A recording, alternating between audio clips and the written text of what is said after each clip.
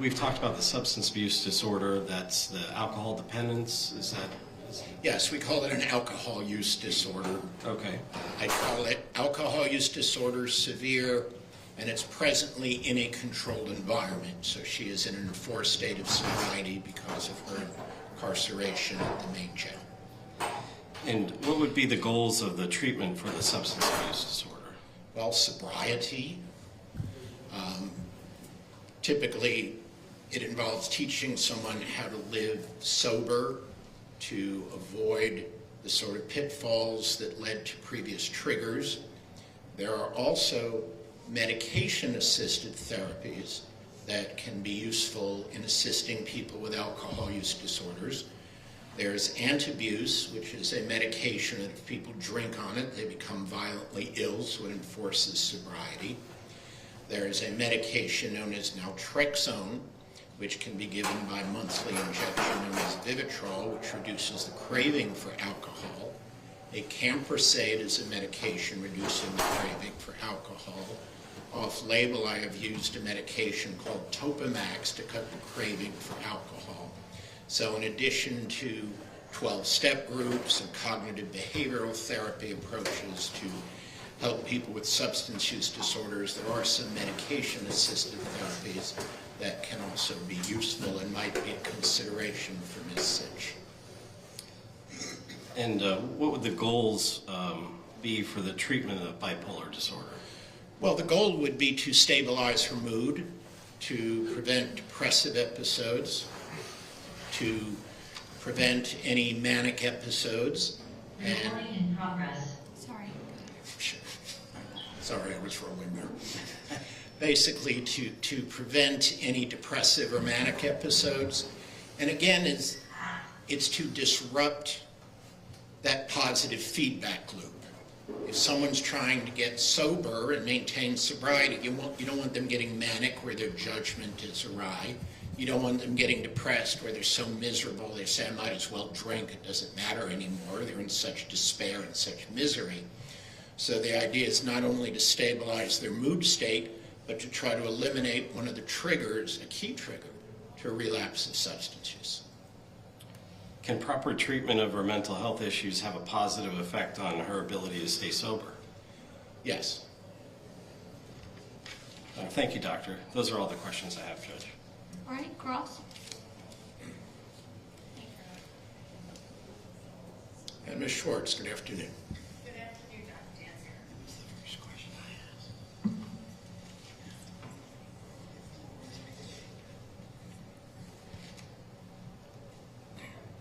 Dr. Danziger, I think you testified on direct previously that your overall impression of this defendant was that she was misdiagnosed with, or she was, would say she has now been correctly diagnosed with bipolar disorder, correct? Well, I've given that diagnosis. I'm not a treating physician to her, of course. I'm here in a forensic capacity. And being here in a forensic capacity, that essentially, in layman's terms, means that you were paid by the defense to evaluate her for purposes of this criminal proceeding, correct? Well, yes, I received payment for being here. I was asked by the defense in this case to give my opinion. And the first date that you actually met with the defendant was in August of 2023, is that correct? Yes, Okay. And that's the only date that you met with the defendant in this case? correct. And how long did your session with the defendant go on that day? I didn't record the time, but it was lengthy. I don't know, an hour and a half, 2 hours. I'm not sure of the exact time. So you heard Dr. Fabian's testimony, correct? I did. And Dr. Fabian had testified that essentially this history with the defendant, alcohol abuse, seizures, the somatic symptom disorder, that all of these issues had gone on quite some years back, correct? Yes, it's likely these have been chronic issues. Okay. And when you say likely that they have been chronic issues, you don't actually know that for a fact. You only know what she's reported, correct? Well, of course, I'm giving opinions to a reasonable degree of medical certainty, more likely than not. but the history of multiple efforts at rehabilitation, previous efforts at treatment, all of that is suggestive of someone who's been struggling for a long time. Okay. But again, that's based upon her self-reporting, correct? Based upon self-report, certainly we know about prior issues with the law and her alcohol use, which go back quite a few years, suggesting the problem's been there for a while. But yes, in psychiatry, much of what we rely on is self-report. But in this case, what we also have is, and I think I said I mentioned it under rant, that Dr. Fabian conducted psychological testing, including the PAI, and those tests were not suggestive of symptom exaggeration, not suggestive of feigning of symptoms, and generated valid profiles. So that is more suggestive of someone reporting symptoms accurately. So when she stated on a daily basis that she drank 7 to 9 drinks a day, she wasn't exaggerating? That's what you're telling this court? Well, I wasn't there to see it. I certainly didn't serve her. But is that plausible, given a history of someone who's been in rehab 5 times, multiple DUIs, pancreatitis, a pancreatic pseudocyst? It's certainly consistent with it, and it's reasonable for me to reach that opinion, but of course, I was not there to see her.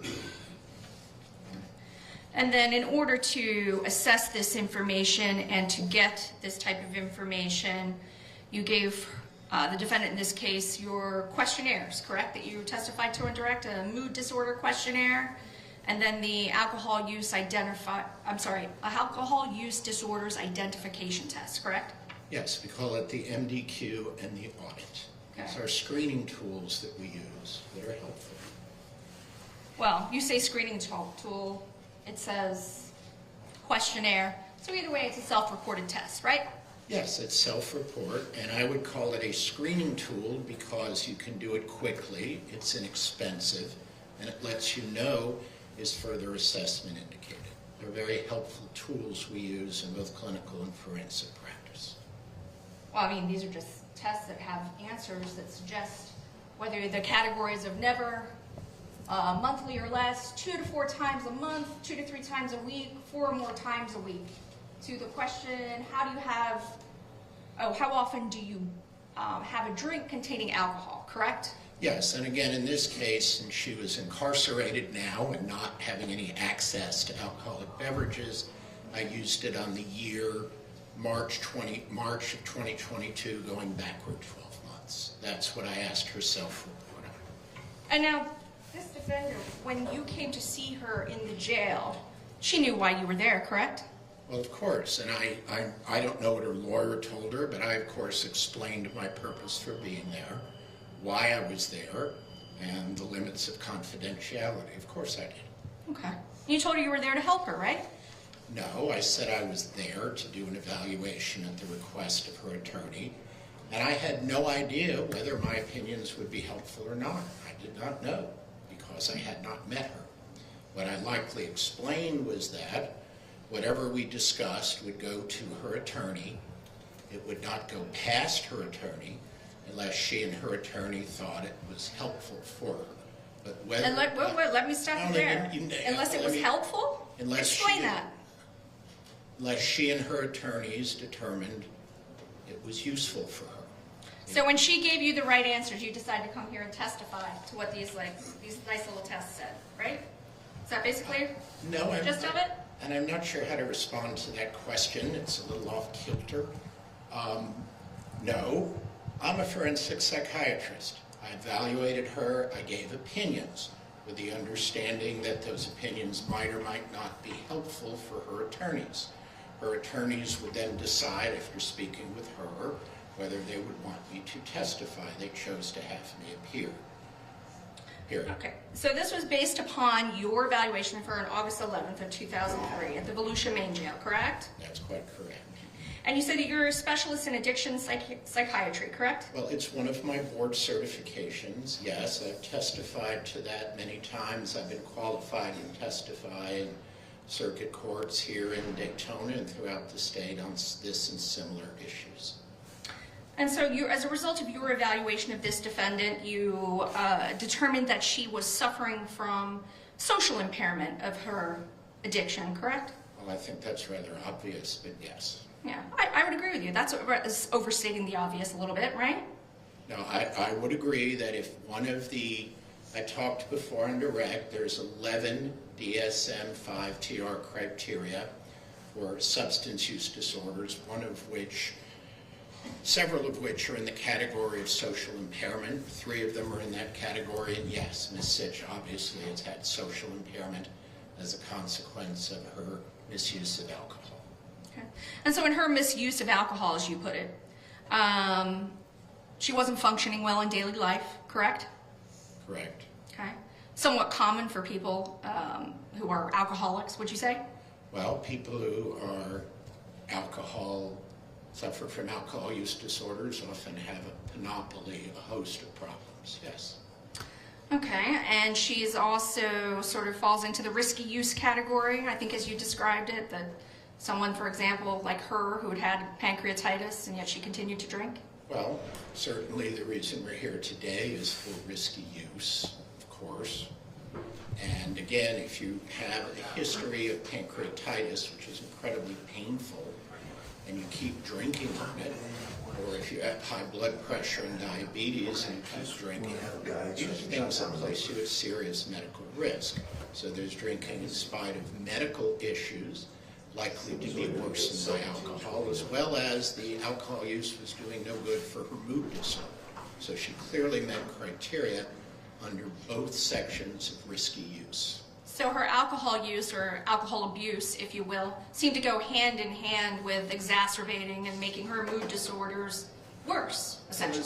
As I said, there's that positive feedback. It's a downward spiral. Your mood's worse, you drink to self-medicate, it makes your psychiatric symptoms worse, so you use more substances. It's a downward spiral of positive feedback loop. And in that loop, then, those two sort of diagnoses and afflictions, if you will, are essentially inseparable, correct? No, we diagnose them separately. So they are linked and they exacerbate each other, but still in our diagnostic scheme, and this is our nosology and classification, we give different diagnoses. It's not a mishmash combined thing. So that's why we do the dual diagnosis, that someone can have a psychiatric disorder and a substance use disorder, and they're separate, but they can impact each other. I'll give an example medically. If you have diabetes and high blood pressure, they're separate illnesses, but working together, they can damage the arteries of your heart and give you a heart attack. So you can have separate illnesses that worsen each other and lead to greater consequences together. So, and there's a great example of two sort of simultaneous illnesses, if you will, but mental illness, as you're saying that she has, as it relates to bipolar disorder, typically manifests itself around the age of 18 years of age, doesn't it? Not always. Typically, according to the DSM, it's rare to occur spontaneously after age 45. It can occur in the 20s and 30s, but remember what I said before, there's often, and this is no compliment to my field of psychiatry, literature shows there's often a 10-year lag between the first time someone appears for a mental health evaluation and the diagnosis of bipolar is made. So many people may not be diagnosed till much later when the symptoms in retrospect were present. And so you're saying, or testifying for this court today, that then her self-medication with alcohol exacerbated her symptoms of her bipolar disorder. Yes, and then her improperly and untreated bipolar disorder contributed to the worsening of her substance use. It goes in both directions, in my opinion. And you also, while you noted that there can be a genetic component to sort of alcohol abuse, you also testified on direct, correct, that it is a heightened risk, but not determinative of someone to then develop alcohol abuse. There's very few disorders that are purely genetic. Phenylketonuria would be an example. It's a rare metabolic disorder.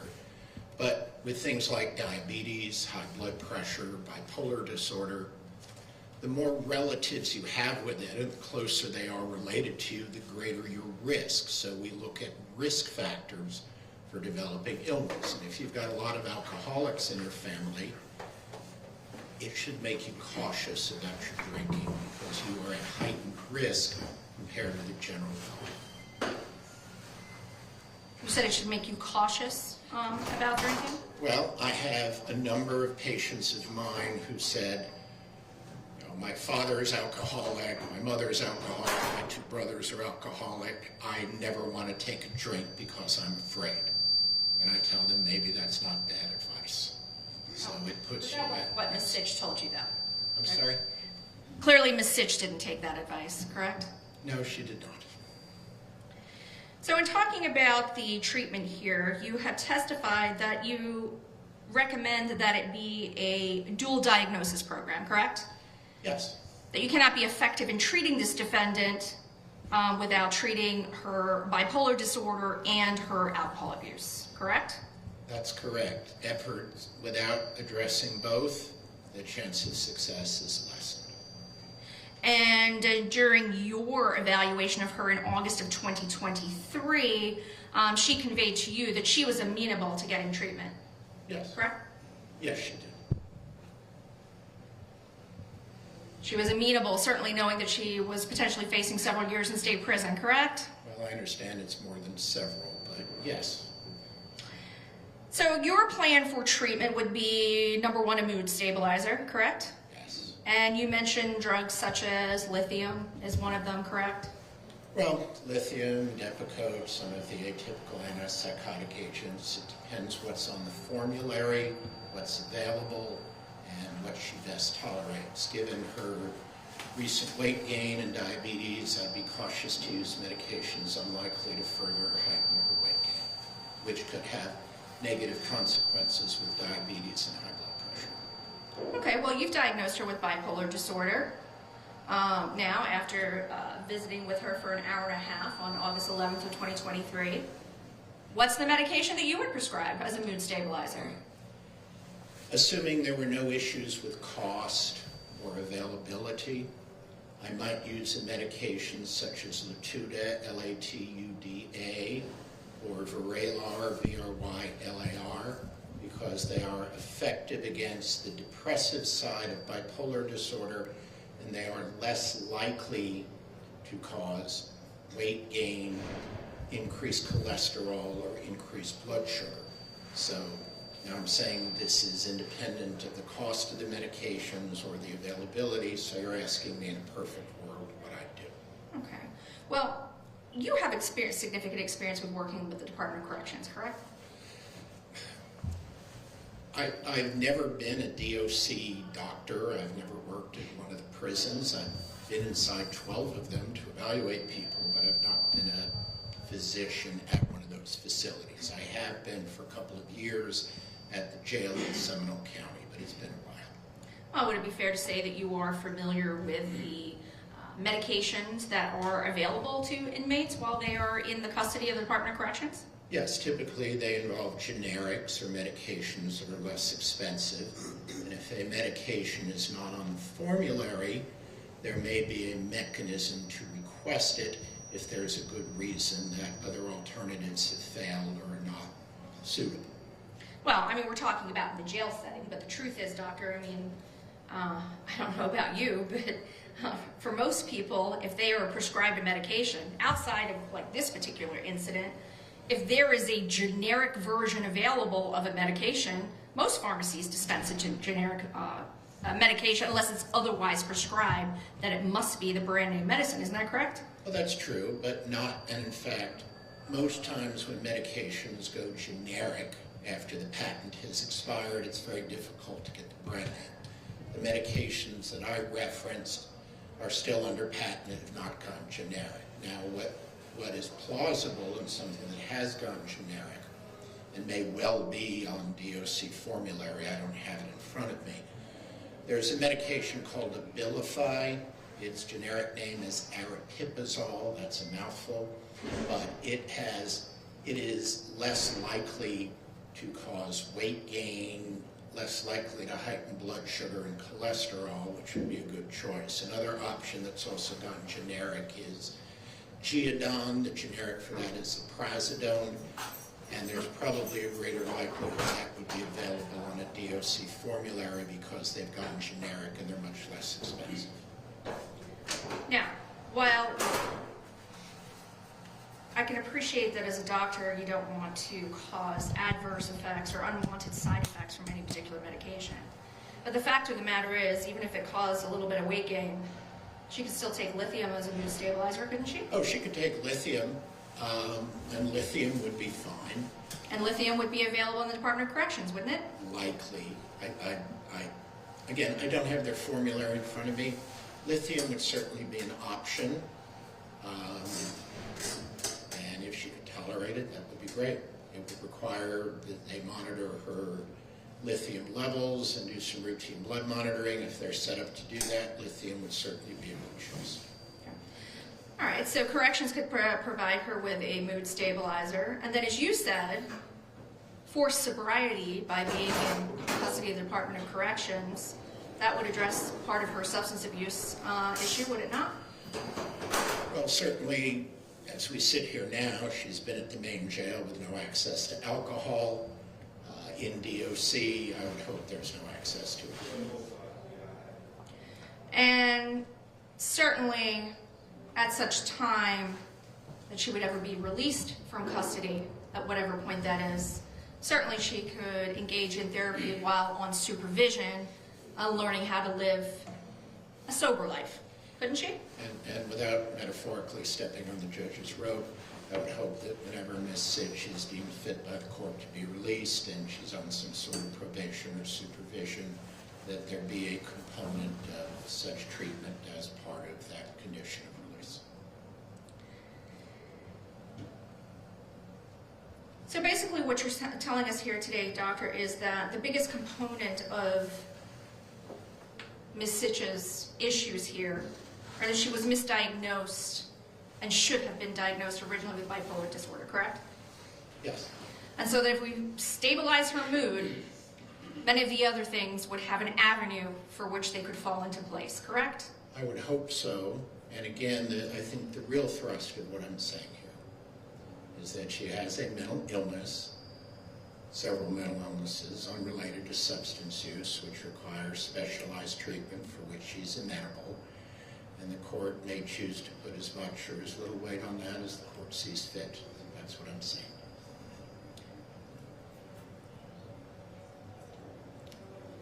But in your opinion, Doctor, there must be a combination therapy of treatment for bipolar disorder and her substance abuse disorder, correct? Well, and I'd answer that by saying if that treatment had been done in the past, we might not be here today. But going forward, if she's going to get better, require a new diagnosis approach. So the key at the outset is stabilizing the bipolar disorder. Correct. And she could do that with lithium, correct? In state prison. Lithium, if it works, lithium doesn't work for everybody, and some people can't tolerate the side effects, but lithium is a good first-line agent. I agree with that. All right, redirect. Yes, Judge. You were just asked, Doctor, about what the corrections department offers as far as medications. Does the Florida State Prison offer cognitive behavioral therapy as far as you know? Not that I'm aware of. I know that they have mental health specialists there, but whether they actually do cognitive behavioral therapy or the techniques they use, I'm not familiar. All right. And Ms. Sytch is in need of more intensive therapy sessions, as you've described earlier. Is that right? And again, I would agree with the testimony that Dr. Fabian gave about the need for trauma-related therapy that's evidence-based, such as EMDR or prolonged exposure theory or cognitive processing theory for the trauma-related issues, which would also lead into treatment for the depressive symptoms. So would require several prongs of approach. The solution for Tammy is not just medication-based. Oh, correct. In my opinion, look, I'm a psychiatrist. I prescribe medicines. And in my opinion, she needs the mood stabilizing medication, but that alone will not be sufficient for her, in my opinion. All right, you were also asked about the work you do in a forensic setting. You evaluate many defendants in the course of your work, is that right? Yes, I do. And you mentioned earlier that you do that both for the defense and for the state, right? Yes, over my career, I've testified with opinions that favored both. And it's not always the case that you can help, right? Well, there's certainly many times where I'll evaluate someone and say they are competent, disappointing their attorney, or they're not insane, or somebody might be malingering and feigning. So there's many times where my opinion has not been what the defense attorney might have hoped for. Similarly, there's times I've been retained by the state and said this person has genuine mental illness and I do believe they're insane or worthy of some degree of mitigation. So I do my best to have my opinions fall where they may, and that may or may not help the legal theory of the attorney retaining me. So you frequently are hired, but you don't always testify, is that right? Well, in many cases, people stipulate, people agree somebody's competent or incompetent, or they are or are not insane. And other times, lawyers say, don't do a report, I'm not going to use you as a witness. Okay, fine. Thank you, Doctor. That's all I have. All right, any further cross? No, Your Honor. All right, I have one final question. Yes, Your Honor. You had referenced previous treatment. Are you aware of how many times she's previously gotten treatment for a mental health disorder? I'm not. Are you aware of the earliest date that she would have gotten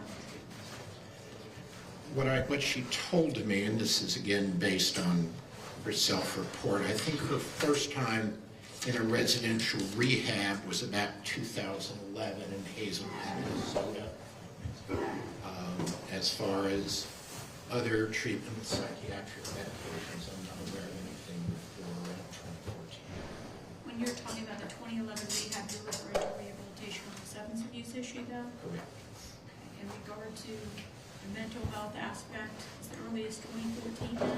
The earliest we know in documentation for is 2014, which references she's been on the antidepressant Celexa. I don't know when that started or exactly.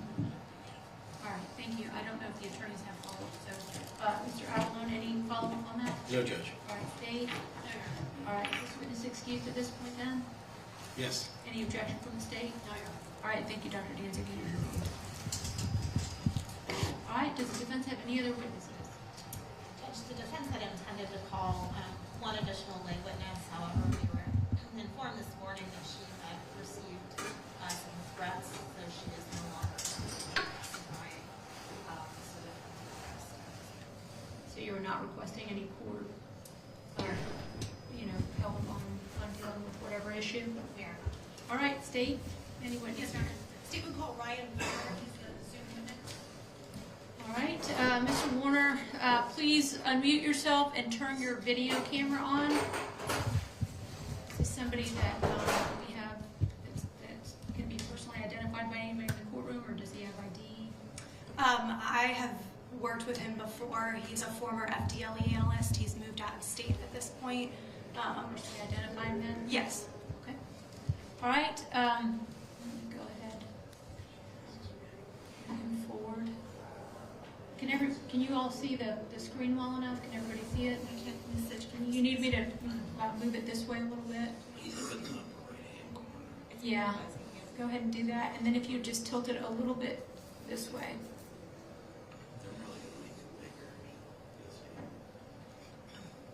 Up where the three dots are.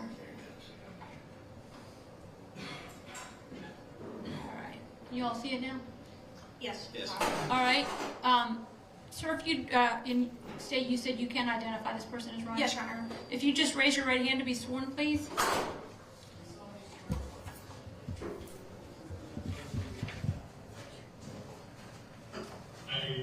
What time does that start, this day? Good afternoon, Mr. Warner. Can you hear me okay from here? 1727. 47. God, my ear hurts. Okay. Where are you currently employed?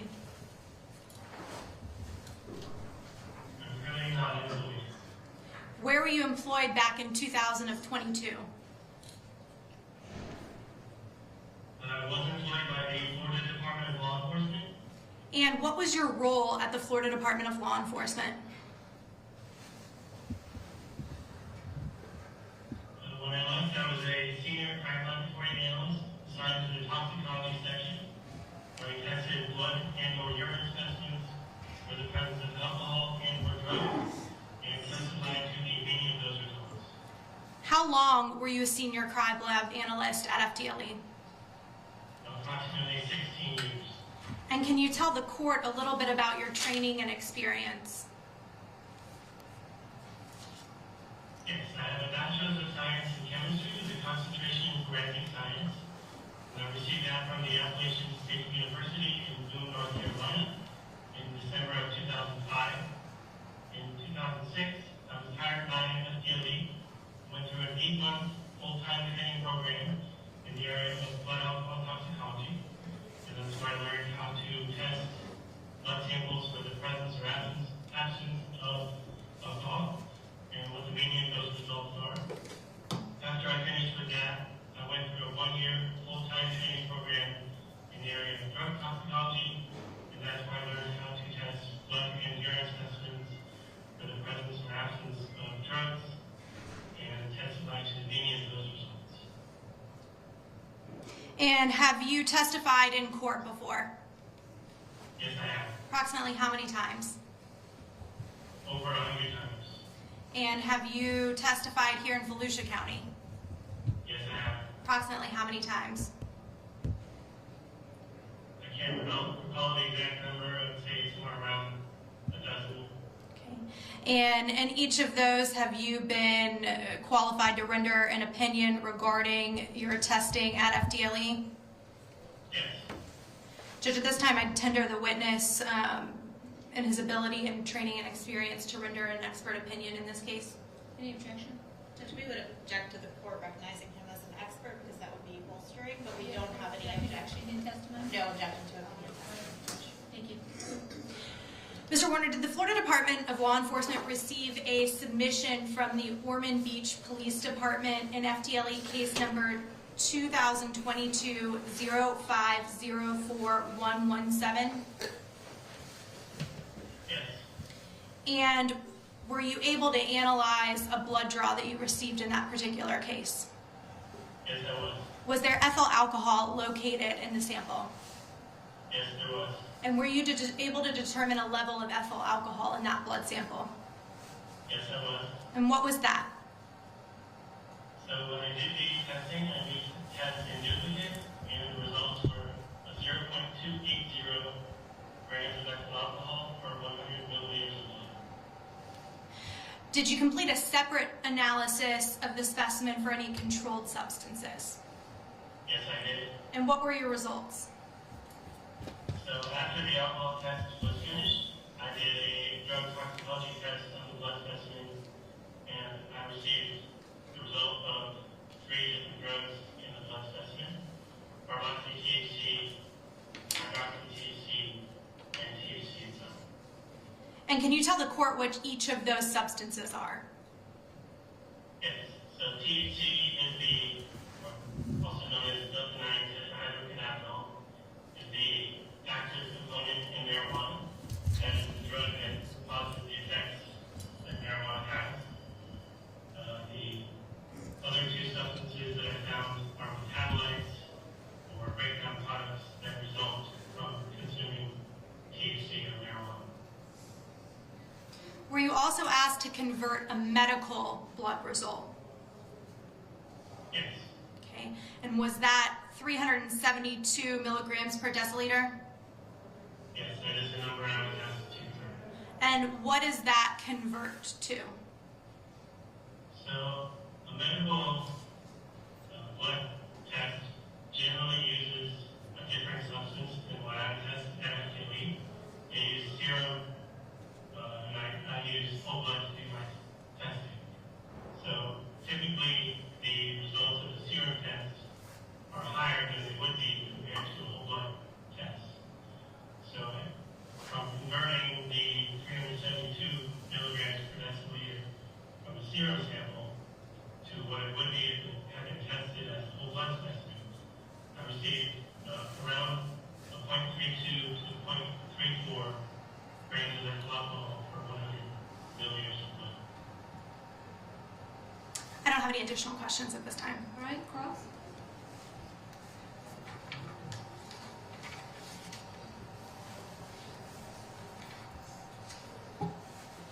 Mr. Warner, you did not review any medical records in this case? No, Okay. So the number that you just converted from the medical blood, that number was just given to you by the prosecutor. that's correct. So you have no way of knowing if that number is accurate or not. I don't know where that number came from. I don't know if it's, the actual hospital test results. I don't know. So all you're testifying to is the mathematical equation, not whether or not that information is accurate. That's correct. And you mentioned that there were 3 different positive tests for substances. Those were THC and THC metabolites, correct? That is correct. And would it be fair to say that the active THC that you found in the sample would be unlikely to cause impairment? Yes, actually, the level that I found was 1.0 nanograms per milliliter of blood, and that is a low volume or low number of the active component. In most people, I would say that would not be an impairing level. I don't have any further questions. Thank you. Any redirect? Just briefly, Judge. Mr. Warner, how quickly does the active ingredient of THC metabolize in the body? It is eliminated from the body relatively quickly, especially in individuals who don't consume it on a regular basis. So somebody who just smokes it one time and doesn't smoke it again, it would be gone within blood within about 48 hours. However, somebody who consumes it on a regular basis and smokes it, for example, every day or on a regular basis, it could actually stay around a little bit longer than those 48 hours. And are you saying 4 to 8? Correct, 4 to 8 hours. Okay, so if the blood in this particular case was drawn 4 hours after the crash, you would expect that that 1 nanogram would have been higher 4 hours earlier. Yes, that is a fair assumption. And at that point, the higher the number goes, is it the more likely that there's going to be impairing qualities on an individual? Yes. Nothing further, Judge. All right, any recross? No, Your Honor. All right, is this witness excused, state? He is, Judge. Any objection from the defense? No, Your Honor. All right, thank you, Mr. Warner. You are excused from your subpoena. Thank you. Judge, at this time, the state would call Joseph Havner. All right. In the courtroom or?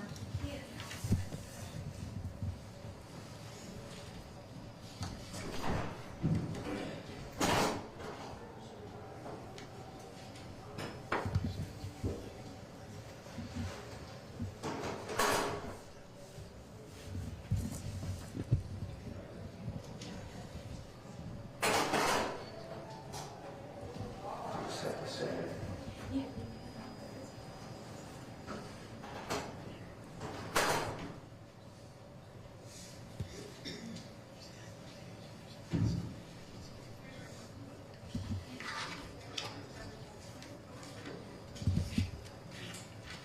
All right, have a seat, please. Be careful to step.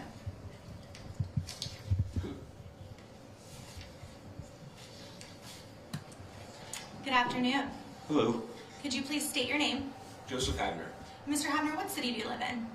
I live in Daytona Beach. Okay. Okay. And how long have you lived in Volusia County? Since 2007. Okay. And now back in March of 2022, what were you doing for employment? I was delivering Uber Eats. Okay. Does that mean you spent a lot of time in your car? Yes.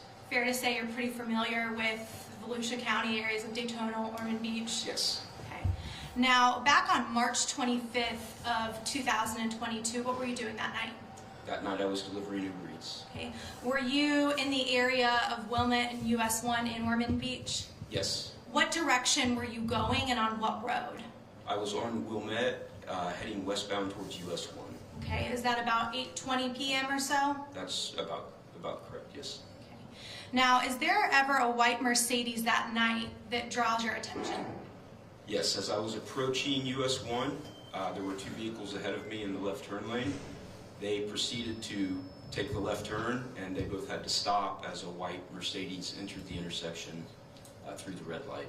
Okay, so let me break that down. There is a red light as you're approaching, Yes. and you see a white Mercedes blow through the red light.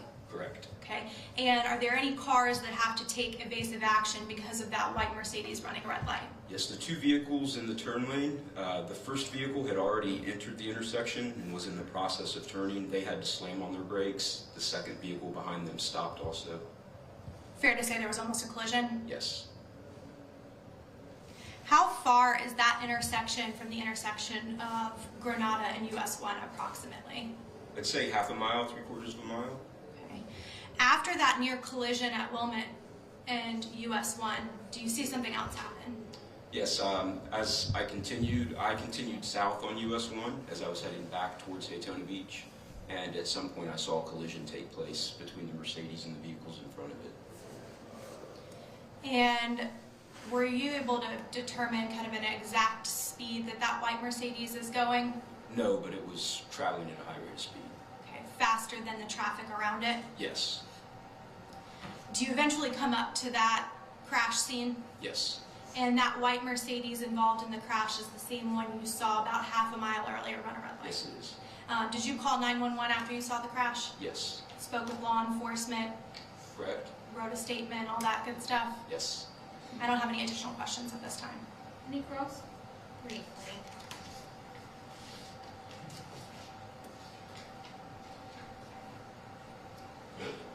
Mr. Havner, you don't have any formal training in accident reconstruction, right? No.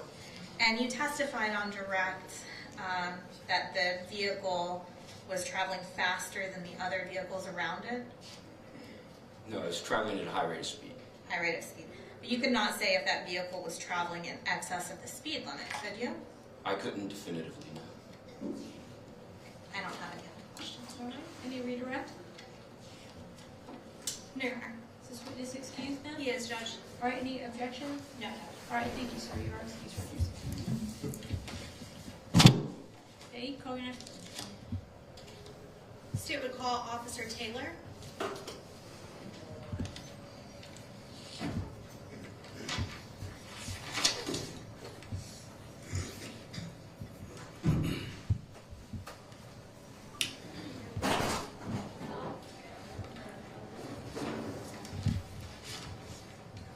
All right, have a seat.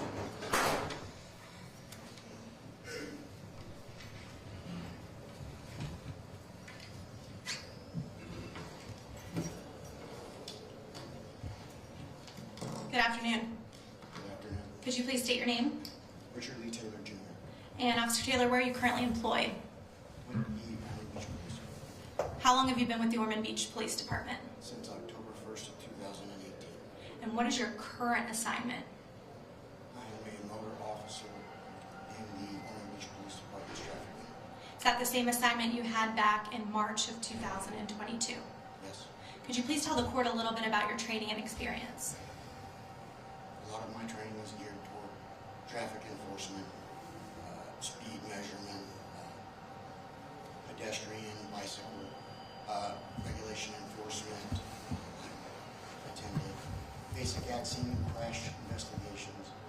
I have attended the advanced at-scene crash investigation course, as well as since being with the motor unit, have investigated over $500 crash 500 crashes, ranging from minor parking lot fender benders all the way to traffic homicides. Tell us about these schools that you've gone to in reference to traffic homicide investigations. They are generally 2-week-long courses, 8 to 5 p.m.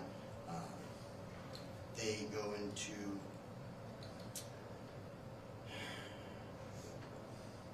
markings on roadways, damage to vehicles, scene investigation, stuff like that. Were you assigned as the lead investigator in the crash that occurred on March 25th of 2022 in the 100 block of North Young Street? Yes. Okay. What time did that crash occur? At approximately 8:26 p.m. And what is your role as the lead investigator on a traffic homicide? A multitude of roles, processing the scene, photographing the scene, collecting information, as well as compiling all the information obtained at the scene from myself and other officers. So is it fair to say that you don't do every single step of the investigation? No. Okay. Is your role more of compiling all of the information? Is that a yes? Yes, sorry. Okay. In this particular case, was there a search warrant that was obtained that night, early morning of the night of the 25th and the early morning of the 26th for the defendant Tammy Sytch's blood? Yes. Okay. And who executed that search warrant?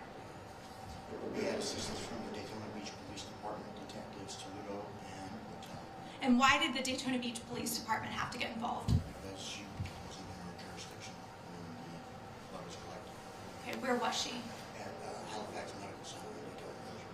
So what time is it that the Daytona Beach Police Department actually execute that search warrant for her blood draw? Approximately 12:20 hours a.m., approximately 4 hours after the crash. Okay. Now, that early morning or the next day, does anyone from the Ormond Beach Police Department go to Halifax and speak with the defendant? Detective Garcia Okay. responded on the 26th, approximately 12:55 a.m. And did Detective Garcia read the defendant her Miranda rights? Yes. And did she agree to speak to Detective Garcia? Yes. What did she tell Detective Garcia? The defendant told Detective Garcia that she was unaware that she had been involved in a crash. That the last thing she remembered, she was making leftover burritos in her kitchen around dinner time, drinking vodka, stating that it was her go-to. Was she able to tell Detective Garcia how much vodka she drank? No. Did she tell him anything about remembering leaving the house? Defendant told Detective Garcia that she went to Wawa for gas, and then possibly to 7-Eleven on Beachside in search of Diet Iced Tea. Was there also a search warrant that was executed for the defendant's medical records from that night from Halifax Hospital? Yes. And were you able to review those records? Yes. When was the blood drawn from the defendant? At approximately 9:20 p.m., approximately an hour after the crash. Okay. And according to the records, what was the result of that alcohol test? The alcohol test resulted in a reading of 372 milligrams per deciliter. Was there also a search warrant that was obtained to search the white Mercedes? Yes. Was there anything consistent with the defendant's statements to Detective Garcia that was located inside of the vehicle? Inside the passenger compartment, passenger side door, was an unsealed bottle of Grey Goose vodka with contents inside. So an open bottle of Grey Goose vodka with liquid inside. Did you take photos of the vehicles and the crime scene? Yes. Everybody, please make sure your phones are off.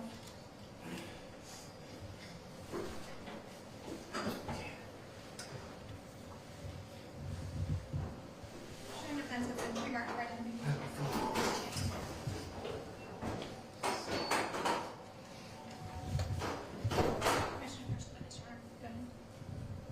Officer Taylor, I'm showing you it's been pre-marked for identification as a composite states exhibit A. Do you recognize those photos? Yes. How do you recognize that?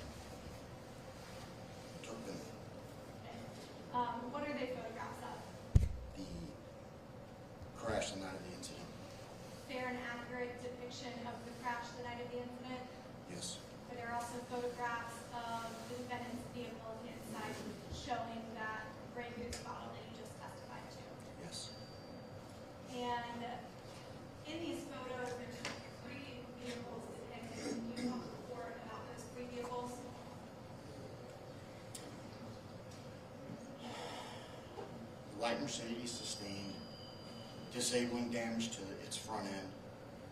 The black Kia sustained severe damage to its rear end and its front end. The black Yukon sustained damage to its passenger side rear. Judge, at this time, the state will move into evidence what's been pre-marked for identification. State says a composite, states one. Any objection? Without objection. All right, that'll come in as states one. And just for clarity, pursuant to your investigation, whose vehicle was the white Mercedes? Defendants. Okay. And what about the black Kia? The black Kia was traveling in the 100 block of North Young Street when it was struck from behind by a white Mercedes driven by the defendant. The black Kia, which was operated by Mr. Lassiter, then struck the GMC Yukon. A short time later, Mr. Lassiter succumbed to his injuries that he sustained in the crash. So the black Kia is what Mr. Lassiter was in, Correct. and there were other occupants in the black Yukon. No. Were you and other officers able to speak with witnesses that actually saw the crash? Yes. Okay. Did they indicate how the crash occurred?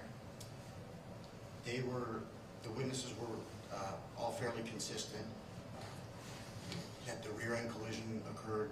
The black GMC Yukon was stopped and it was struck from behind. Another witness observed the white Mercedes running a red light at the intersection of US 1 and Did that appear to be consistent with the physical evidence that you saw on scene? yes. And just for clarity, you're not trained in crash reconstruction, correct? Okay. So this is based on the witnesses' statements and then the damage that you saw to the vehicles. Yes. I don't have any additional questions at this time. All right. Carl?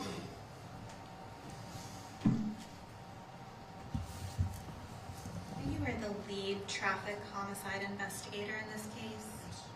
Okay. And at the time that you investigated this case, this was only your second ever DUI manslaughter investigation. First. This was your first. And you do not have any training in mechanical engineering. You do not have any experience in mechanical engineering. You do not have any college degrees.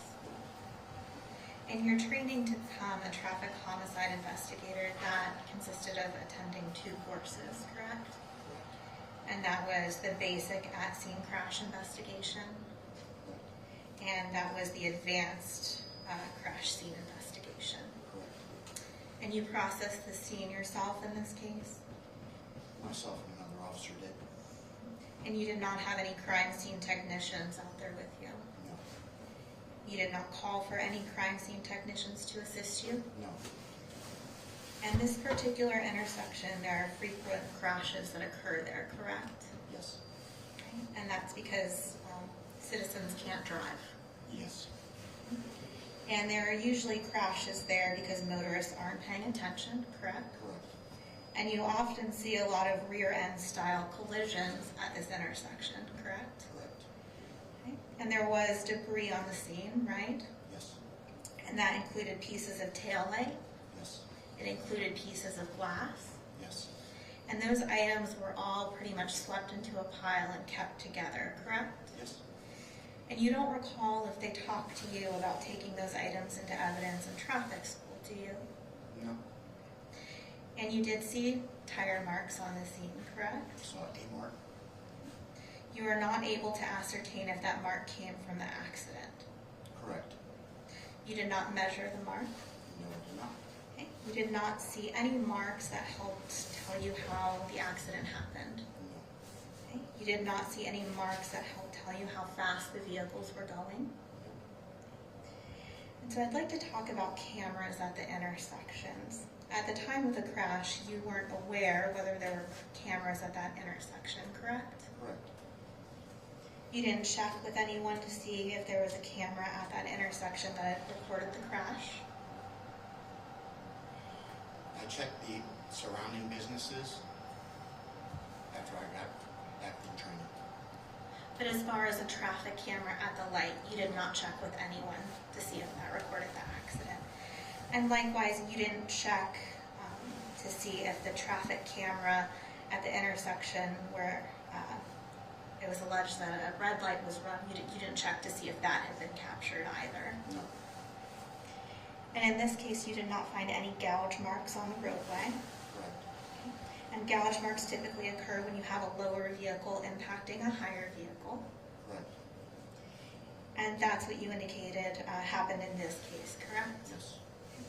And the fact that there are no gouge marks would lead you to believe that the black Kia was not completely stationary, correct? Correct. Okay. And you refer in your report to Vehicle 1. Vehicle 1 was the Mercedes, correct? Correct. And you cannot say how fast the Mercedes was traveling, correct? That is correct. And you cannot say whether Vehicle 2, the black Kia, was stationary or moving, correct? Correct. And you did not engage in any kind of crime scene reconstruction, correct? Correct. And that's because that's a class that you have not taken yet, correct? Correct. I don't have any further questions. All right, State, redirect. Was there an EDR available for the white Mercedes? No. Was there EDR available for the black Kia? Yes. And was that downloaded by the Florida Highway Patrol? Yes. And were you able, or were you informed of the results of that download? I remember correctly, I was advised by FHP that the EDR had recorded a previous download. I am not certified and or trained to extract event data recorder information or analyze it. So I can go any further. Were you made aware that a half second before the crash that the brakes were applied on the black Kia? Yes. I don't have any other questions. All right, any further cross? State, is this witness excused? Yes, Judge. He's also free to recommend. All right, any objections to him being excused from his subpoena? No objection.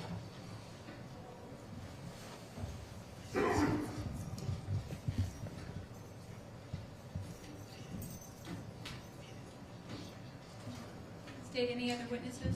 Yes, Judge. There are two family members that were on state. And then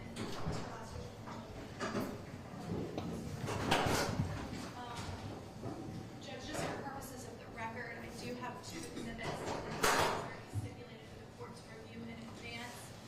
The first has been pre-marked as State's Exhibit E. It's the packet of letters that was provided. And then State's Exhibit C are some photographs that were provided by his daughter of the victim. No objection to States B or C? If I can just see your quick look.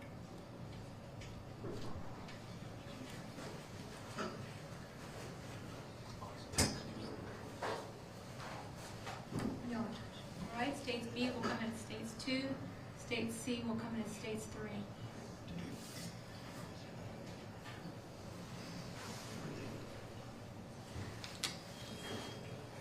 You're just one moment.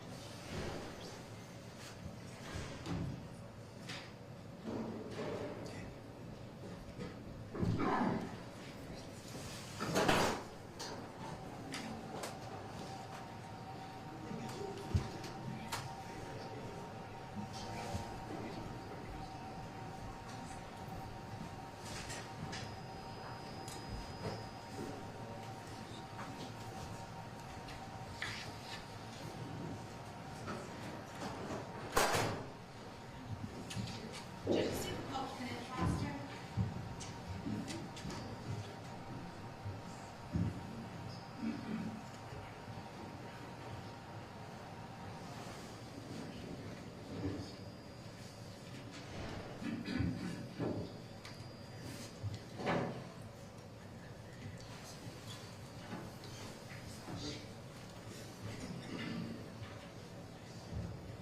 All right, if you could just approach the podium first to be sworn.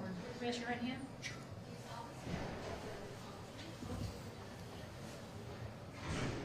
All right, sir, come have a seat at the witness stand, please. Beg your pardon? If you'd come have a seat at the witness stand, please. I would prefer that. You would? Okay. Sure. Just be careful stepping up there.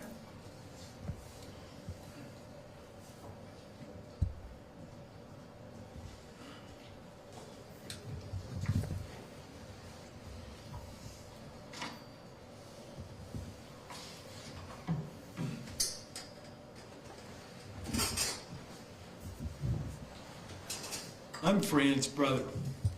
And for a boy, there's no one like a big brother. He experiences the struggles of growing up and shares them with you, so you know what to expect.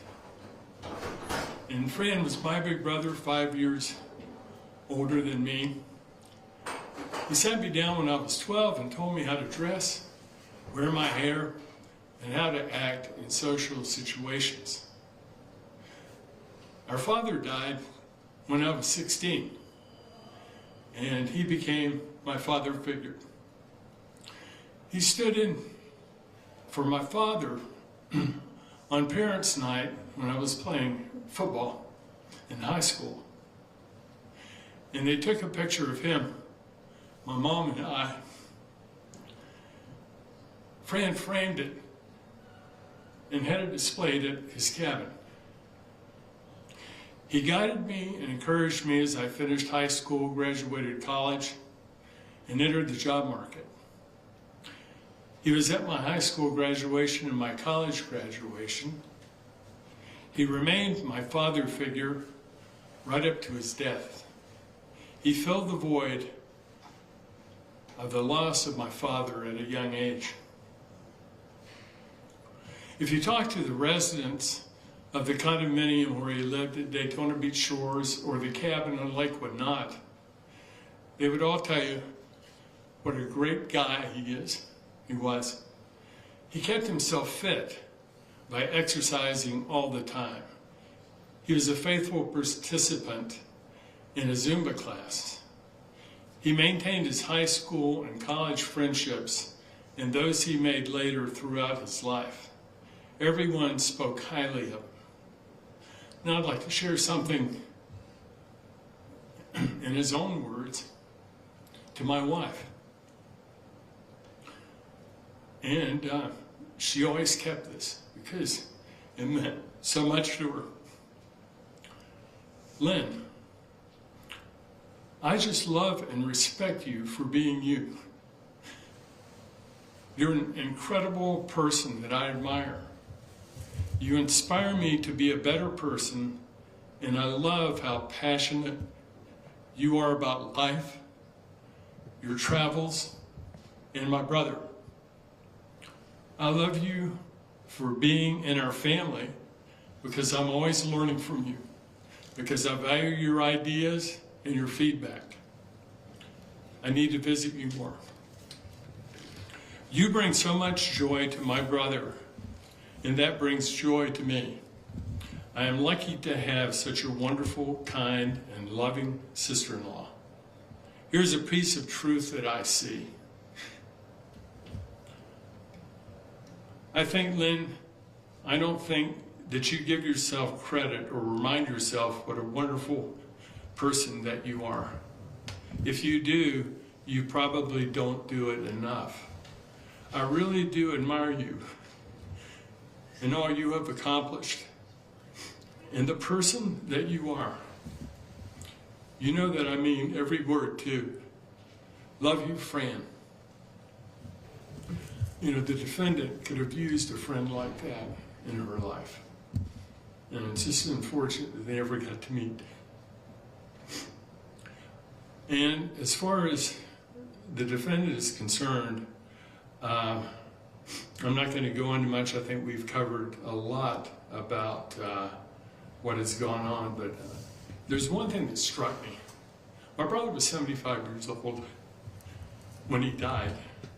It would be ironic if she received the maximum sentence, because that would ensure that she would be getting out of prison around the age my brother was when she killed him. And I want to thank you. All right, hang on just one moment, sir. Any questions? No, Your Honor, no questions. Thank you very much. Careful, sir.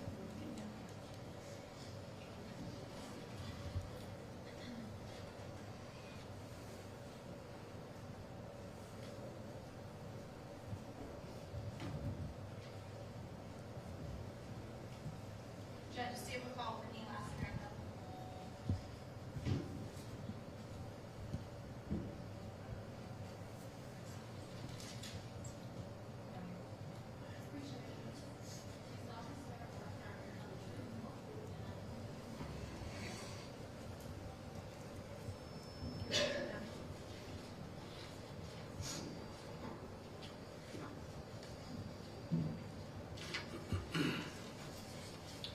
please state your name?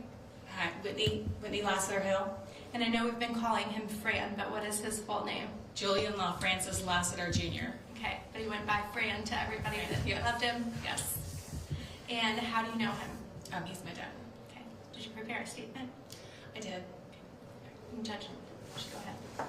Thank you, Honorable Judge Foxman and the court for letting me tell you what a huge loss it is without my dad, Fran, in this world. It's hard for me to even put in words how much this loss has cost my family and me. Nobody should ever have to experience an officer ringing the doorbell at almost 2 a.m. like we did. I'll always have the haunting memory of the officer asking for me, Whitney Lassiter. Then come into our living room, he asked me to sit down. He told me my father was tragically killed in a car crash and I couldn't breathe. I looked for my husband. He was doubled over at the knees. The police left and we just stared at the ceiling in bed in shock. There was nobody to call in the middle of the night. He was already gone. Every minute felt like an hour. Telling my kids what had happened was the hardest moment of my life. It changed everything to find out that my dad, our rock, was no longer with us. He was my world. He was the most positive person. He loved life, and he was a man of God. He was my biggest cheerleader for my kids and my husband, and any person that he knew. Since I was a little girl, Dad would wake me up every morning and say, "It's going to be a great day today." And he would play "I Feel Good" by James Brown blaring in the background every morning. Later in my adult years, it was a phone call or an email saying, "My dearest, most beautiful daughter, I am proud of you, and you are an amazing person and an amazing mom." He was my person that I could count on to celebrate my successes, talk about my fears, and he always made sure that I knew how much he loved me. His mission in life was to help each person be the best version of themselves. He wanted to bring joy and happiness and a sense of purpose to everyone he met. Every doctor's appointment he went to, he brought flowers to the receptionists and the nurses. He had a prayer meeting with a 90-year-old couple every Wednesday at 10 a.m. for 20 years. He didn't miss because they counted on him and he knew we all needed the prayers. In the community, he served on the board of Halifax Urban Ministries, and he and my son would make sandwiches and put bags together for the homeless in Daytona Beach. Dad was the biggest Gator fan, and he spent 20 years as Gator Club president in Volusia County. He loved Daytona, and he spent 40 years helping those in need. He owned a couple of recovery houses and spent much of his days helping the tenants that were struggling with addiction and get a leg up and just go over there and brighten their day. Dad loved life, and he said several times a day, "Life is good, and I'm on God's plan." And he had big plans for those next 25 years of his life.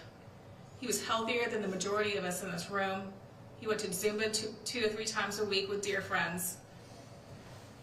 He wanted to go to college with my kids, like Rodney Dangerfield, and back to school, where the grandpa goes with the grandson.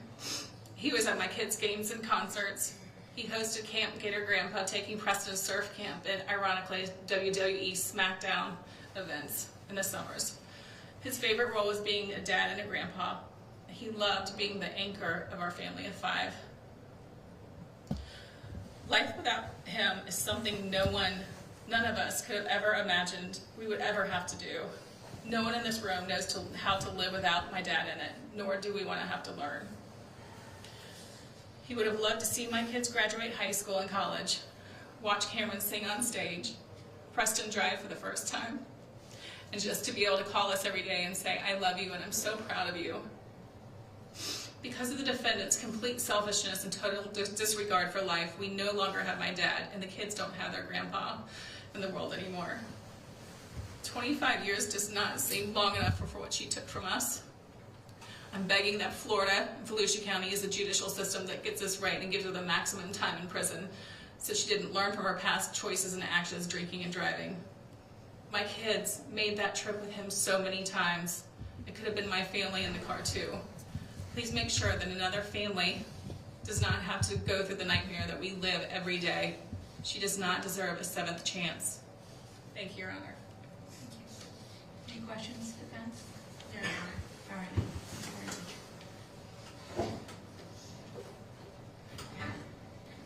All right, state, any other witnesses? No, Your Honor, but if it's okay with the board, I'd like to allow everybody that's here on behalf of Brandon to just stage for a moment. Sure. You're here on behalf of Brandon, you just stand.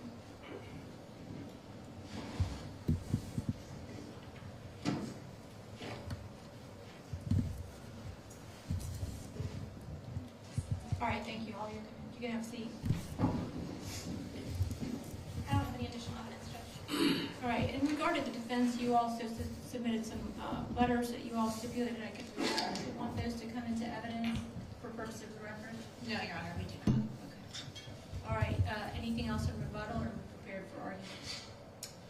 We would be prepared for argument. Do you all want to take a brief recess or do you want to go straight? If we could take a quick recess, Your Honor, Ms. Sytch will be making a statement. I don't know if the court would prefer her to do that prior to or after closing. I mean, prior to. Yes, Your Honor. All right, so you want to take a 10-minute before she would testify? Yes. All right, let's take a 10-minute recess. Court to recess until 2:50. Please make sure all your cell phones are off before we proceed.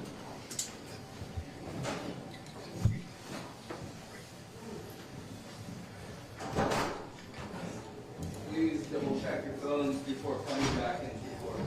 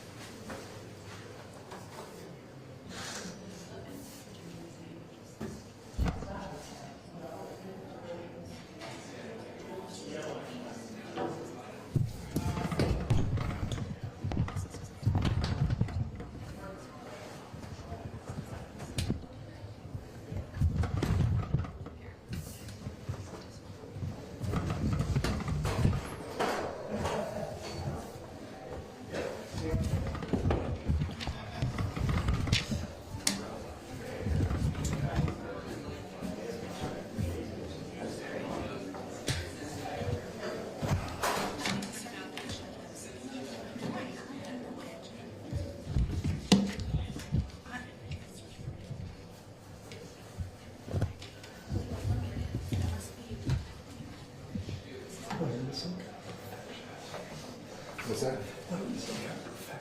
Me? Why? No, I got a reflection. I can see myself moving. But, I think it's because of the light coming through. Oh, it's not this. Yeah, it's this. Yeah. But when I'm here, so you can see me moving around, I can't. I'm stuck in one spot. Yeah, I think the only way you can get around that is to zoom in and shoot everything tight, but it's fine. Yeah, I'll be all right. You're just the ghost of Channel 9. Yeah, you see the logo and everything in the reflection. Try to stay back like this.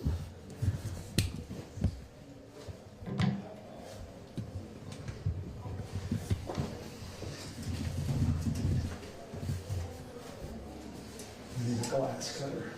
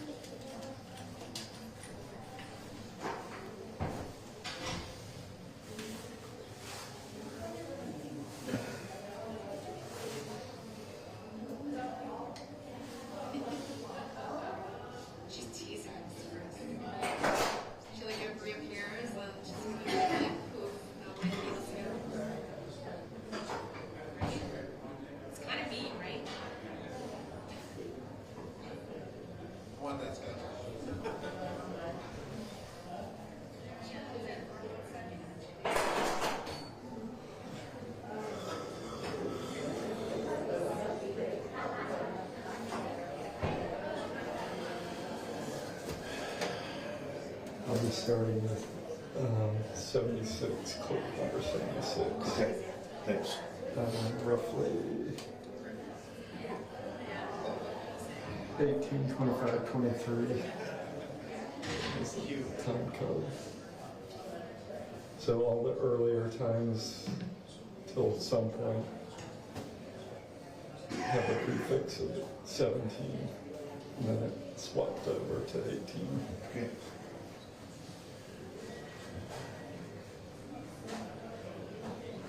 Okay, so we just concluded the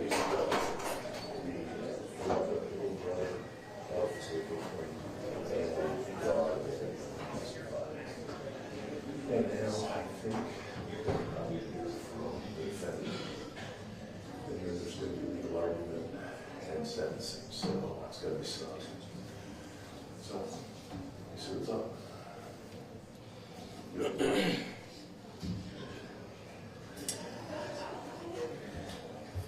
You know, he's telling everyone he's in charge for life at 6. Yeah.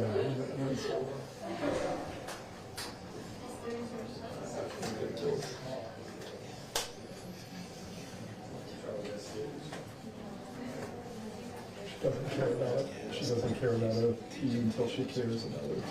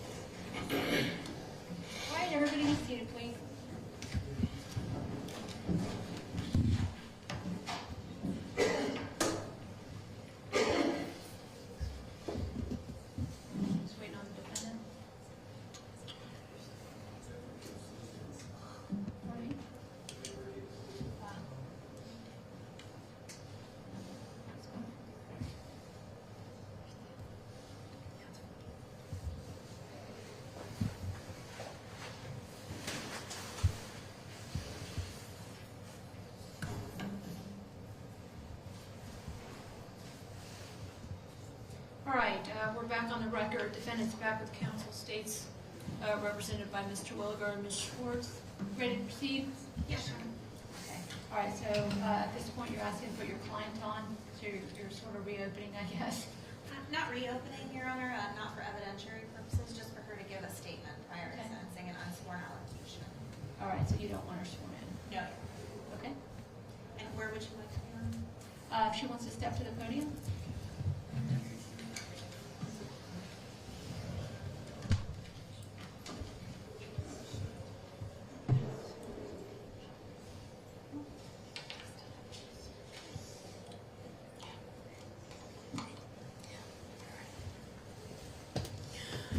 Good afternoon, Your Honor. Excuse me. I've been battling a little bit of a cold this week. I lost my voice. When I was 16 years old, I decided to apply to college and study biology and pre-med because I wanted to be a doctor. I wanted to help people through their pain and suffering, but more importantly, I wanted to heal people. The first line of the Hippocratic Oath reads, "I will do no harm." On March 25th, 2022, I did the opposite of that. I did harm to someone else, and my entire being was crushed.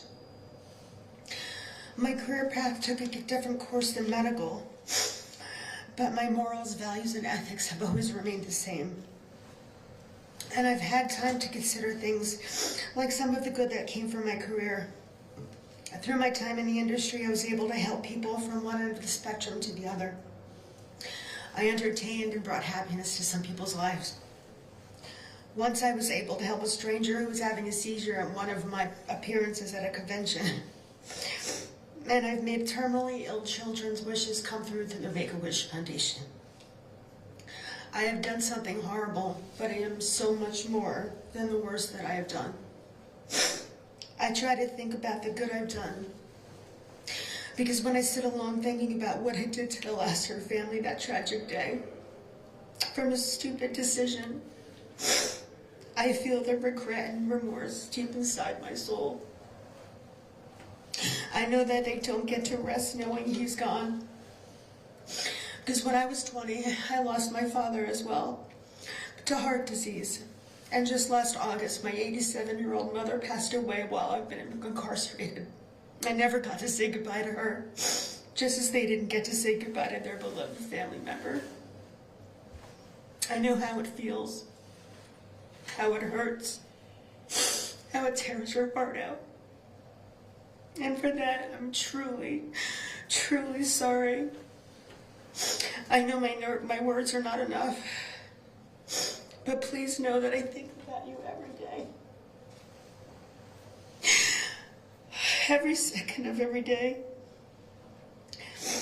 And I know I will do whatever I can to make the changes I need to make sure this never happens again. No one should have to go through this. And please know that every single second of every day since the crash, I have wished I could trade places with him. I try to think back to what caused my downfall, and I think it started with the death of my fiance Chris in 2005.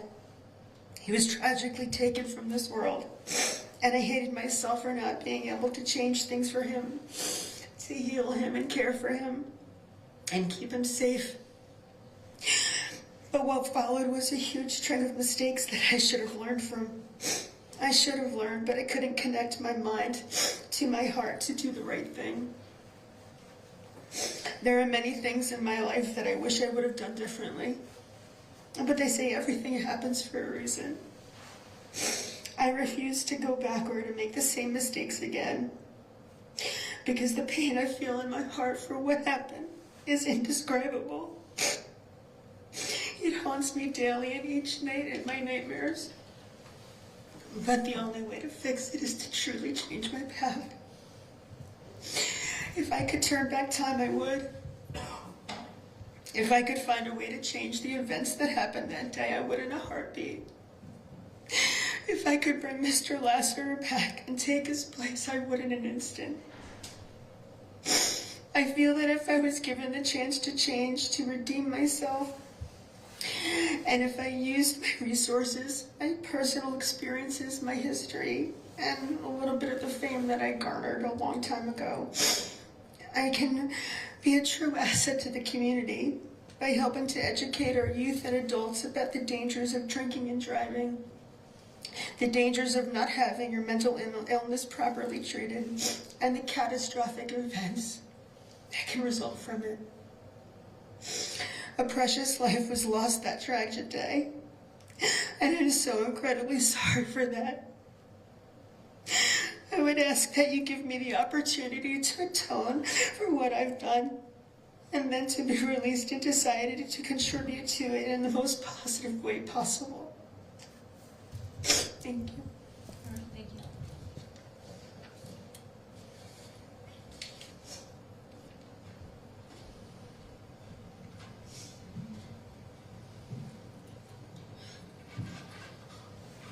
All right, since our presentation started with the defense, we're closing, so let's go ahead and start with the defense.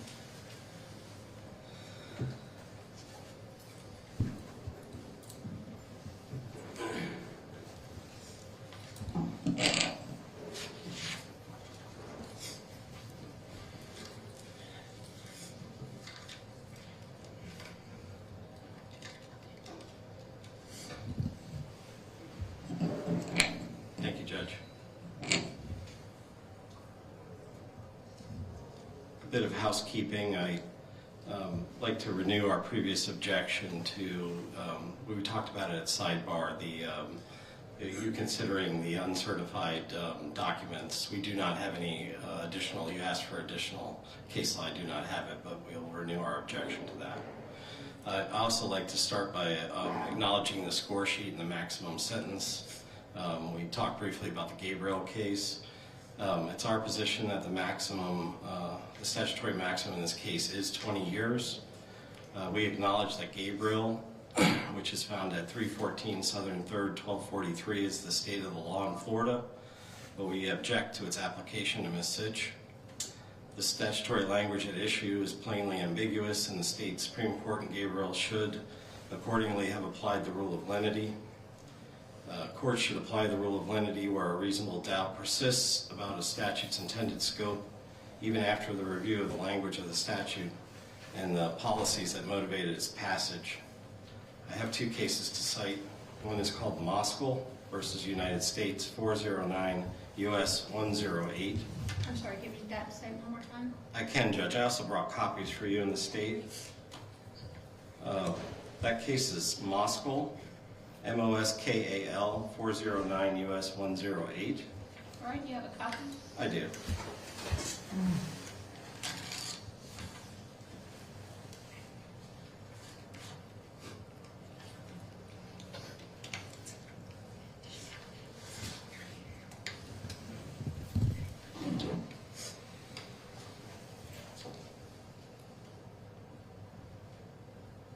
Second case is called Batchelder, Batchelder, 442 U.S. 114. I have a copy of that one coming to you now. Thank you. And that case stands for the proposition that a sentencing statute denies the federal guarantee of due process if it does not afford fair notice of penalty that applies to criminal conduct.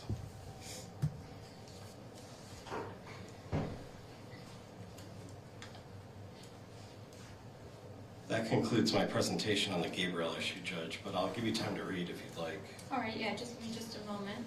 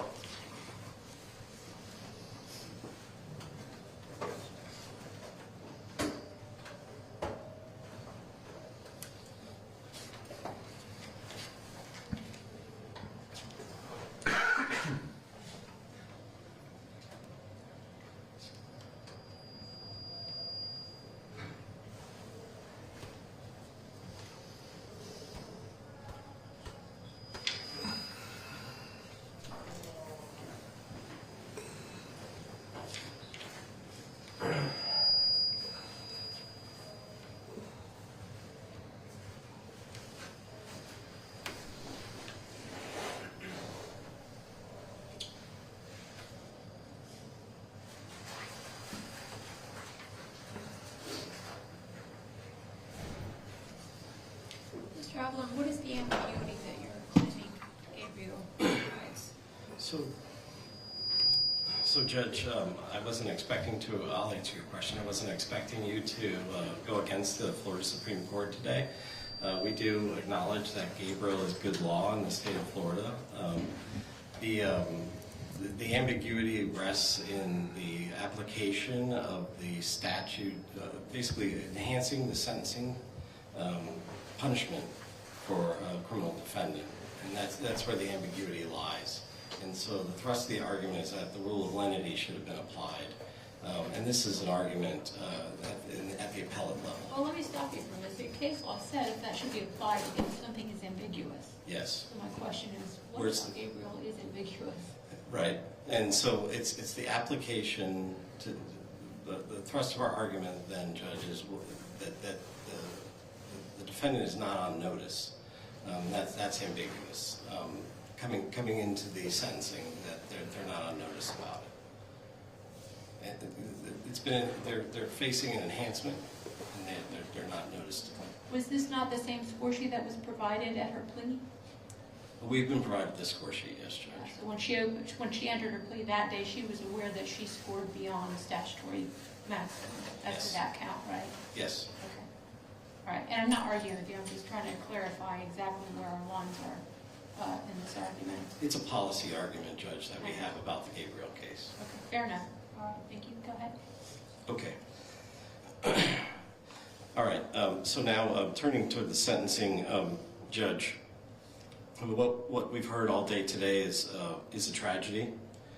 Nothing that we've presented or said is meant to take away from the life of Mr. Lassiter. We're truly sorry for the loss this family has suffered. What we have offered today is not an excuse or justification. We are aware, Tammy is aware, that she's here today to be punished. She takes responsibility, and that's why she has pled to these charges. Instead, our effort today, what we offer is the full picture of a person who's before you to be sentenced. Because it's our belief that each of us is more than the worst thing that we have done. So, how did we arrive at the courtroom today? As we've heard, Tammy was a little girl raised by alcoholic parents, and she had this desire to be loved. And she did well enough academically in high school to be accepted to the University of Tennessee, and her goal was to be a doctor.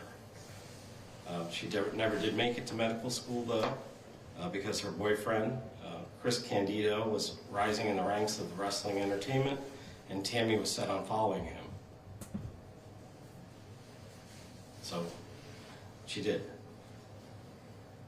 Fortunately for her, she was catapulted into the wrestling business, where she too did well.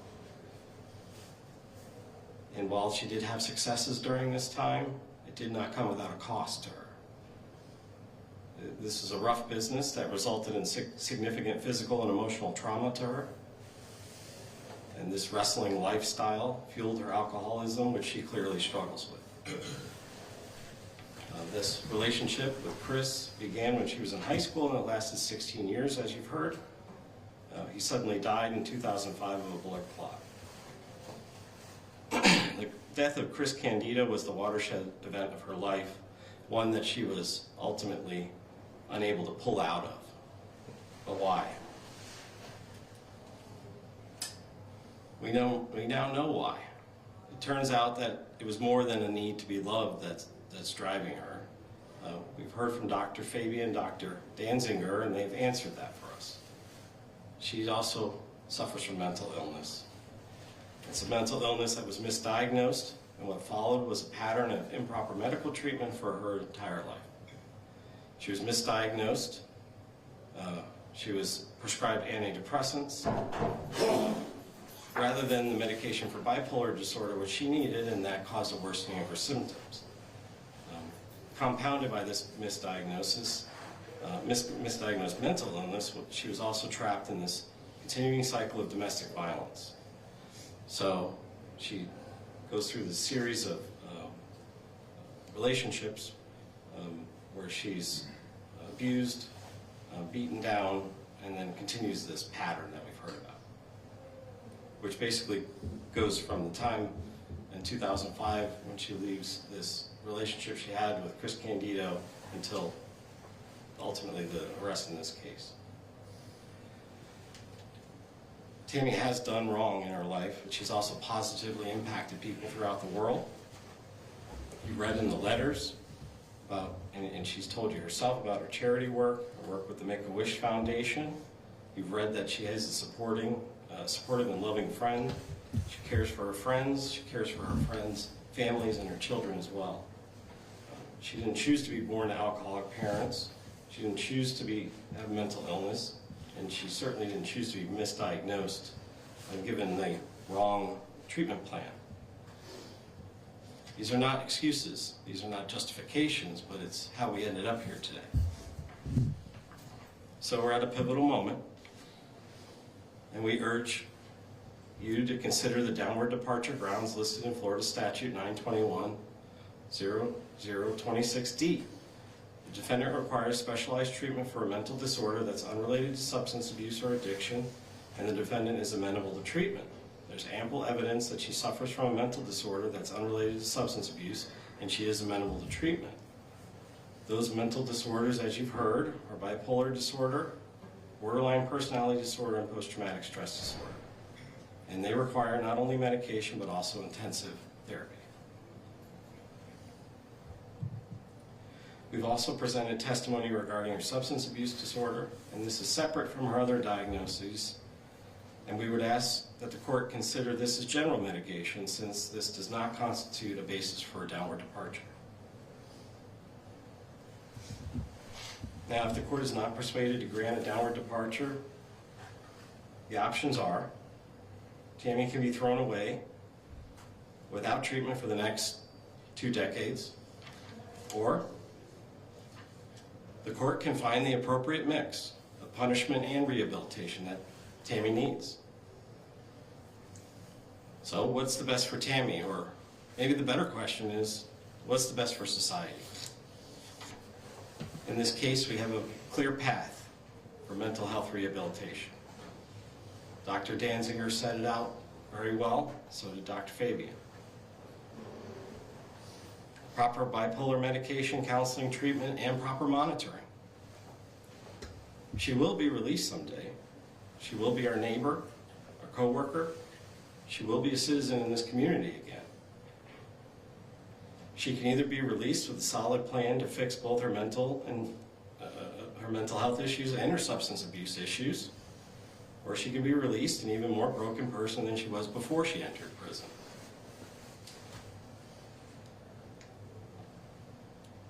Through Dr. Fabian and Dr. Danziger, we finally identified the right way to allow Tammy the chance to let her positive attributes lead, rather than let her mental illness and substance abuse lead her. She needs cognitive behavioral therapy, intensive mental health treatment, as well as intensive substance abuse treatment. And in the sentencing memo, the state suggests 6 months of probation.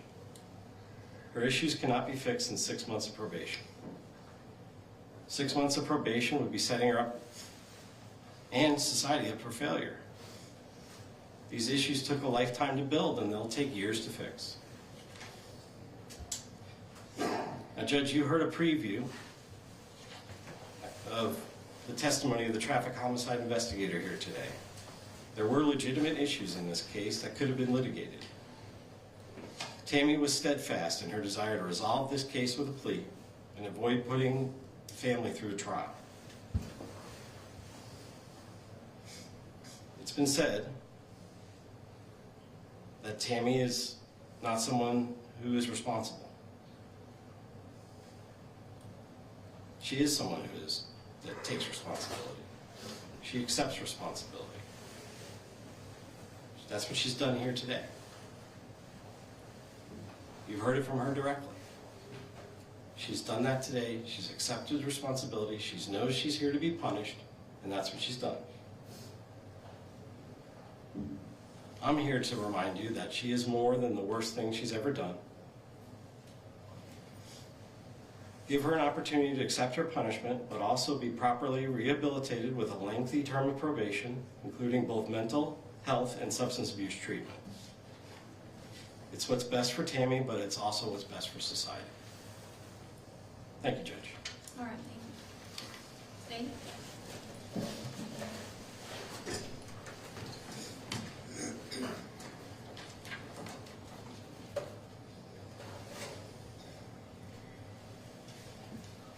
Steve, do you have a clean copy of the score sheet for today? I do, Judge. It's consistent with what we filed at the plea. Providing the defense for their review as well. Again, no objection from the defense.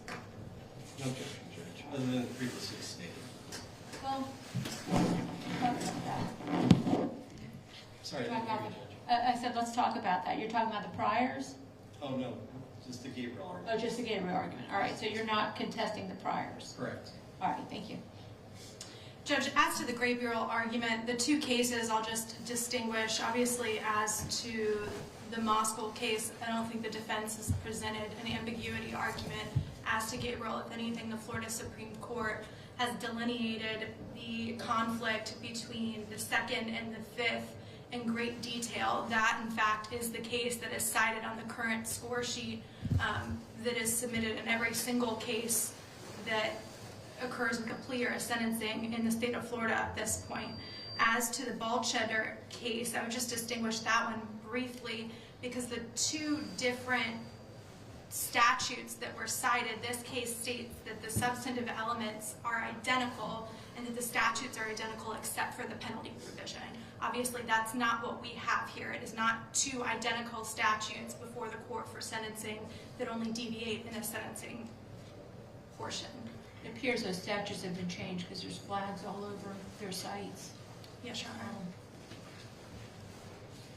As to the request for downward departure, obviously at that point the court has two different considerations. The first prong is that the defense has to show and present evidence that she qualifies for the downward departure. And then the second prong is if the court finds that she does qualify for a downward departure, should the court entertain a downward departure. As far as the evidence presented by the defense, I would just point out that there's been testimony here today in reference to prior medication that she was taking, prior treatment that she's received. I would just point out that we don't have any of these records. Anything that she was on is all self-reported by the defendant. We haven't seen a single prescription. I'd also argue to the court that treatment and medication are both available in the Department of Corrections. And I'd also argue that even though the doctors have tried to distinguish and delineate the substance abuse issue from the mental disorders, it's the state's argument all of this is intertwined. However, even if the court finds that they've met that burden, I would argue to the court, and really the rest of the state's argument is pertaining to why the court should not downward depart. It starts with the defendant's criminal history. And it's clear from her criminal history that time after time after time, the defendant is ignoring the law, ignoring court orders, and every single prior that she has is either involving illicit substances, driving offenses, or disregard for authority. So starting with Connecticut back in 2012, she's convicted of violating a protective order, which was a felony in Connecticut. She was sentenced to 3 years of jail that was suspended with 2 years of conditional discharge. So we'd point out that that's not in the score sheet, though. Correct. And the score sheet was submitted at the time of the plea. Subsequent to that, we've outlined and gone through a deep dive of her criminal history. So I acknowledge that they're not on the score sheet. But that violation of protective order, again, is a court order that she is failing to abide by. Then you move to her New Jersey history. In 2005, she's adjudicated guilty of possession of certain prescription drugs. Again, in 2005, she's adjudicated guilty of wandering and prowling to obtain a controlled substance. In January of 2008, she completed a pretrial intervention for charges of theft by unlawful taking and obtaining a controlled dangerous substance by fraud.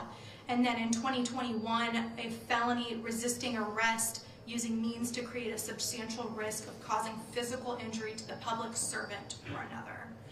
You then move on to her Pennsylvania history, which the state's going to argue that this is the biggest issue. You've got 3 DUIs in a span of 21 days. The first one is May 30th of 2015. She's charged with a slew of offenses, including DUI, driving while operating privileges suspended or revoked, careless driving. In that probable cause affidavit, her blood alcohol content is a .253. This is an actual conviction? Yes. Pursuant to the plea, she pleads only to the DUI. The information cites all the others, but she's convicted of the DUI with a .253. She ends up pleading to the next 2 offenses that I'm going to talk to and subsequently violates the probation on all 3 of them. But the next one happens just 2 days later on June 1st of 2015. Again, she's charged by information with a slew of offenses: DUI, driving while operating privileges suspended or revoked, driving without a license, driving on roadways laned for traffic, driving vehicle at safe speed, and reckless driving. According to that probable cause affidavit, her blood alcohol content is a .30. And again, she pleads to just the 1 count of DUI and 1 count of blood alcohol content, .20 or greater. The rest of those charges are dismissed, and she violates that probation that she's placed on. Quick question, I'm sorry. On the DWLS that you mentioned from May 30th, 2015, do you know the reason that the license was suspended at that point? I don't, Judge. Do you know the reason her license was suspended in March of 2022? She never has a license here in the state of Florida. She has this suspended license in Pennsylvania. Right. What was the reason for that suspension? Do you know? No. Okay. Fair enough. Thank you. Then we move to June 20th of 2015. So again, that span of 21 days, she picks up her 3rd DUI. She's arrested for DUI, driving without a license, driving on roadways laned for traffic, and careless driving. On that one, she pleads to the 1 count of DUI. The remaining charges are dismissed pursuant to a negotiated plea. On that one, her blood alcohol content was only a .078. But again, she pleads to all 3 of those cases. And then in October of 2016, she violates the probation on all 3. Ultimately, in February of 2017, she enters a plea in which her probation is revoked, and she's resentenced to prison in the state of Pennsylvania. January of 2017, also in Pennsylvania, she pled guilty to driving without a license. So after these 3 DUIs, she's still continuing to drive and is convicted of that charge. Then we move to the facts of this case. Again, as mentioned, she's charged with that driving without a license causing death. She has never had a license in the state of Florida. That has not stopped her from driving. And then you move into what the state believes are the aggravating factors of this specific set of facts.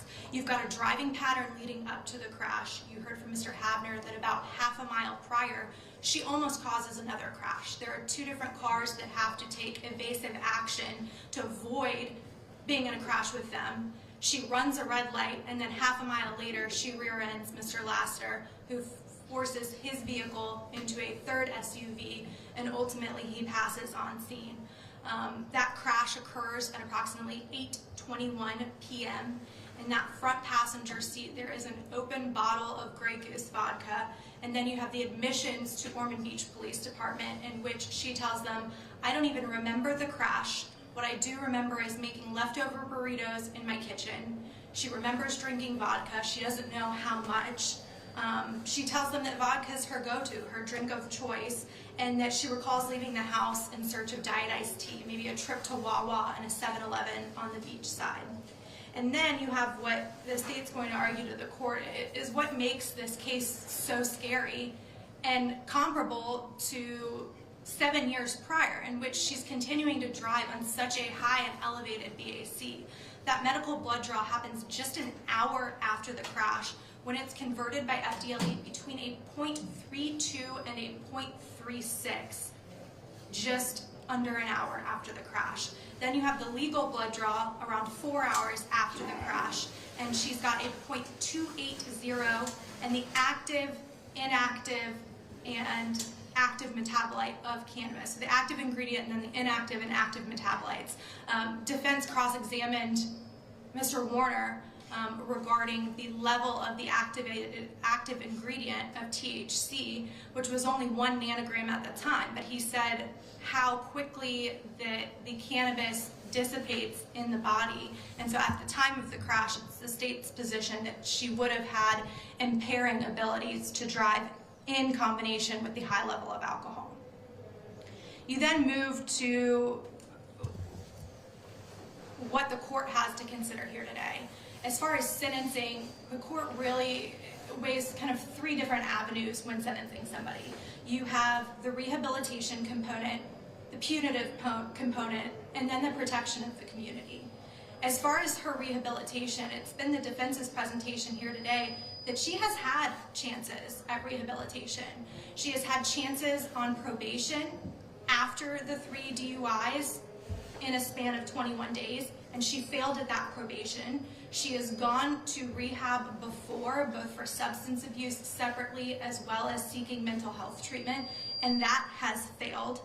If anything, she has had escalating behavior to the point where all of those priors are involving substance abuse, driving, or disregard for the law. And she has obtained DUI after DUI until, unfortunately, she finally kills somebody.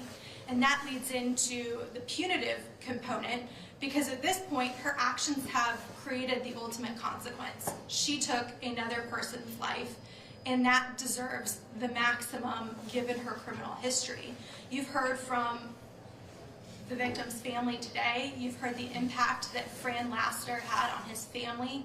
You see the number of people, and I would argue to the court that this is just a small portion of the community that he has touched here locally. And what's so ironic is that he owned recovery houses, and he spent time trying to help people like the defendant, ultimately for one of the people that he tried so desperately to help to kill him. And then we move on to the protection of the community. The defendant today categorized this event as a stupid decision. I would argue to the court that this is by no means a stupid decision. This is not just one decision, this is decision after decision that she has made to continuously disregard the law. She has demonstrated, based on her criminal history and this particular case, that she cannot abide by any conditions set by this court. She will not abide by any conditions set by this court. And so it's the state's position that probation is not appropriate. Obviously, pursuant to the statute, it's required to have a long enough period for her to take a substance abuse class. I would argue that 6 months is the maximum amount needed to do that.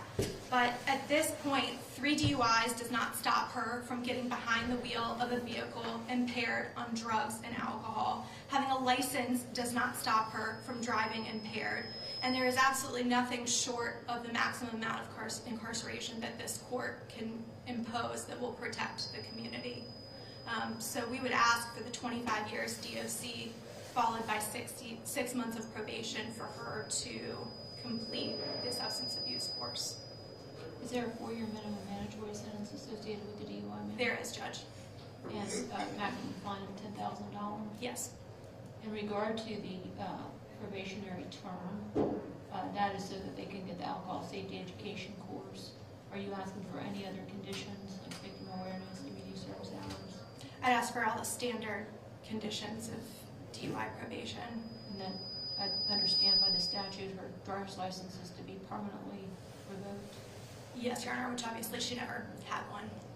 And in regard to impoundment and immobilization, then if you're asking for all the standard conditions, are you asking for those? Yes, Your Honor. Do we have a card that she? I believe it's still in property and evidence at Ormond Beach Police Department. You all know? Yes, it's still, it's not drivable, so. It's not operable. We don't need to order it, Judge. Okay. All right. I guess it's been impounded for a period of time at this point. They'll come, and she'll have the forced course sobriety as the doctors testified to, just having been in custody in this time. Yes, Your Honor. All right. Anything else, Dave? Yeah.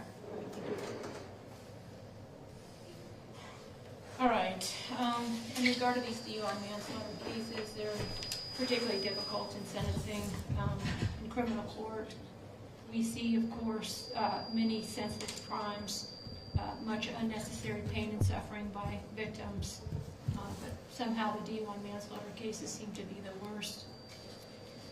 Nothing that this court says or does today can bring back Mr. Lassiter, and I'm pretty certain that nothing that I say or do, although I wish it could provide some sort of comfort for the family. Mr. Lassiter, although I'll mention, of course, every human life has infinite value.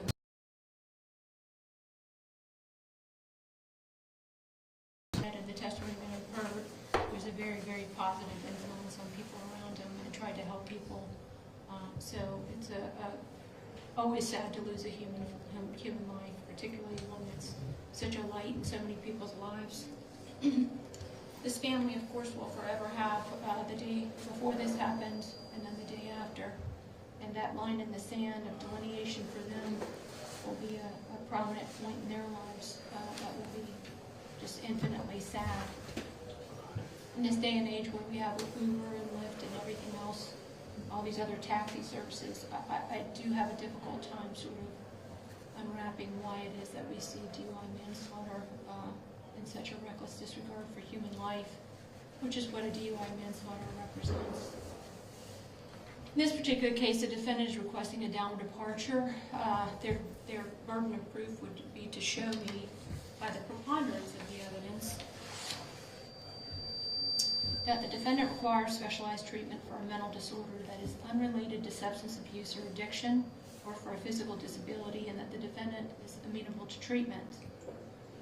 While I credit the efforts made by the defense in regard to bringing the two very qualified doctors in to testify, this court has some concerns in regard to whether the preponderance of the evidence has been met. And candidly, when the court has questions in its mind, the reality is somebody has a burden of proof. Questions for this court, given the long history of the substance abuse by the defendant and the overlapping symptoms of the mental illness or the substance abuse, can't say by the preponderance of the evidence that it's unrelated. The substance abuse treatment clearly began long before any symptoms that they've described for me of the mental illness that they're diagnosing. In fairness, Dr. Danziger met with her, I believe, one time. Dr. Fabian met with her 3 times. And a lot of their information was based on her self-reporting. In addition to that, the state made the point across that when I'm looking at the language that requires specialized treatment, well, part of that specialized treatment was a mood stabilizer, which I think was pretty much conceded could be provided in the prison system. So I can't say by the preponderance of the evidence that the grounds for the downward departure have been met. Had I found that, though, I do want to go ahead and say, answer the question of whether the court should depart. Even had the court found that the downward departure was met, this court can't say that this is a case where it should depart. The facts of this case are fairly egregious. The defendant admits to drinking vodka before driving in her kitchen while she's preparing, I guess, burritos. Her blood alcohol is very, very high. Though low level, she has some THC in her system. There's an open bottle in the front seat of the car of the vodka that she's drinking, apparently. She runs a red light just prior to this accident, almost causes another accident, slams into the back of this decedent, Mr. Lassiter, so hard that he hits the car in front of him. While he's stopping at a red light at, before 8:30 p.m. in the evening. So through no fault of his own, and I can't say that I've seen anything that Mr. Lassiter could have done to prevent this. Unfortunately, we had the death of Mr. Lassiter. In mitigation, I do have to acknowledge a few things. While I don't feel that there are grounds to downward depart, I think there was some evidence of at least some current mental health issues in regard to the defendant and some serious addiction issues.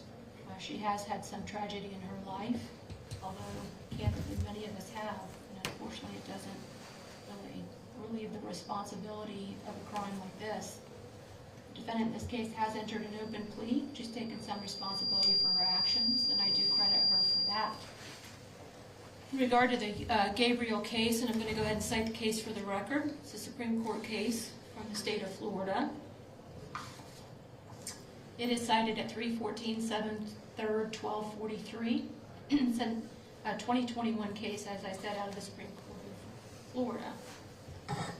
State's argument in their memorandum of sentencing is that because that's her maximum, that is also her minimum pursuant to the Gabriel case. I don't see any other way that you could read the Gabriel case, and I think, in fairness, the defense has sort of acknowledged that that's pretty much the situation.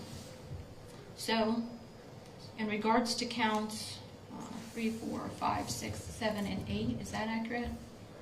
The misdemeanors pursuant to the negotiations and adjudicate the defendant guilty, sentence her to 364 days concurrent with any other counts in this case, with credit for the 364 days that she's already served. She's actually got more credit than that, but that's a statutory maximum.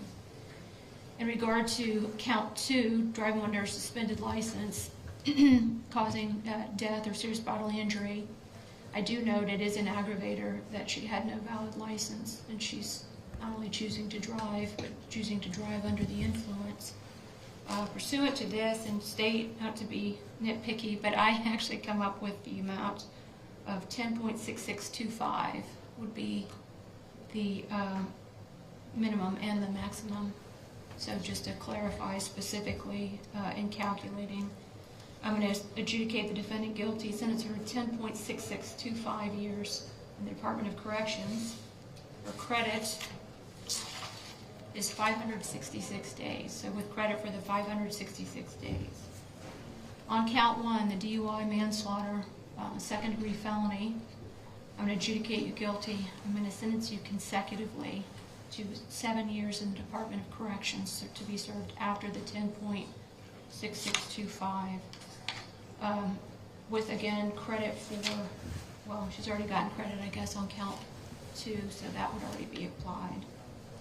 In regard to the remaining 8 years, I'm going to sentence you to followed by 8 years of probation, the conditions of which are following. Let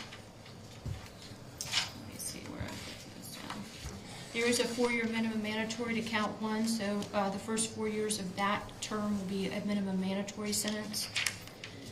Conditions will be standard conditions of probation, plus she must have a substance abuse evaluation with any follow-up treatment. She must have the alcohol safety education course. If that overlaps with the substance abuse evaluation, of course, there would only be one required.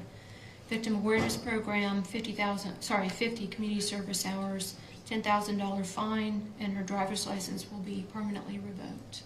Otherwise, any standard fines and costs. State is not requesting cost of prosecution, cost of investigation, so I'll not be applying those.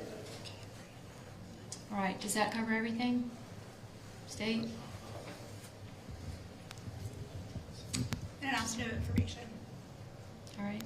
Any questions, Ms. Sytch? All right. You have 30 days to appeal. That must be in writing with the purpose for it. If you cannot afford counsel, appoint counsel to represent you. Yeah, let's do it. All right. May we be appointed for purposes of appeal now? Sure. Can we go ahead and put that Thank you. in the court after? All right, court's in recess.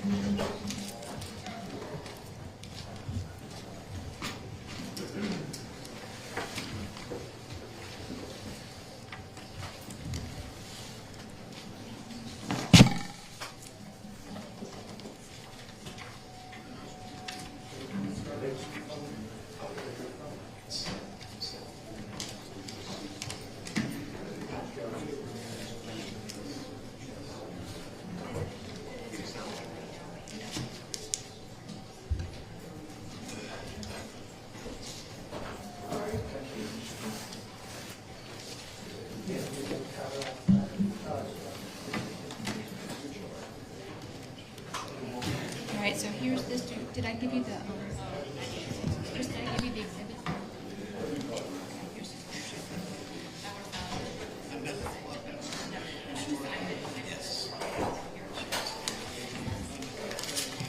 Credit would just be on the first, and then the, not the consent.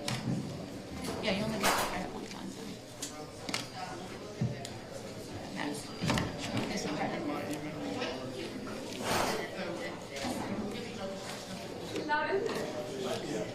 But I did take the care of it. I don't know. Okay? Where the heck is the camera hiding?